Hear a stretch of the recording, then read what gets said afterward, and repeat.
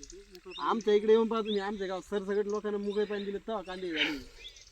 म्हणजे आता ते पाणी लागली सुरुवातीला पाणी द्यायचं मोकळं आता आलेलं आहे ना. आता याच्यात आता ऑलरेडी तुमच्या पोटरच्या बाहेर आलेलं आहे कांदा. हा पोटर टोटल पोटरच्या मग उलट माती लावली जर एक मोकळं पाणी दिलं तुम्ही बघा कांदा किती जबरदस्त चालतो. आता ही समस्या ही काय कारण असते ही सड असते हे जे का याला सड लागा लागलेली आहे. हे काय हे बघा चिप्सना पांढऱ्या माशी सगळं चाटले बरं का.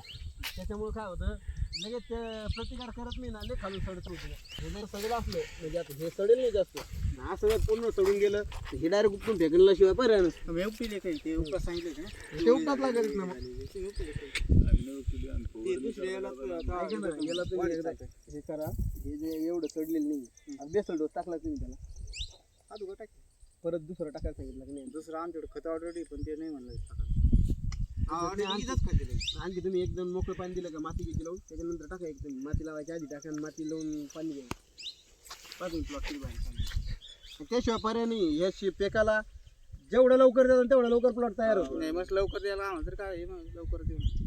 आणि हे पिवळं पडलेलं आहे का, हे आता जे धुकं वाढलेलं आहे, आज तर मरणच धुकं होतं. हे धुक्यामुळे काय होतं, एक तर सकाळ सकाळ येऊन धुपण करणं हे गरजेचं आहे. पण मग एवढं होतं ना आपल्याला टाईम आता लोकांचं काही झालेलं नाही. तुम्ही असं लोकांना इन्स्टंट पाहिजे. लोकांना गहू पेरा ते दळा नेसा दळण करून द्या पीठ आणा हे नाही पाहिजे. लोकांना आयता आटा पाहिजे. हे सगळं यायला चालेल का मला मला सगळ्या ठिकाणी चालतं. अमोनियम सल्फेट काही मला सुद्धा चालतं. काही अडचण येते.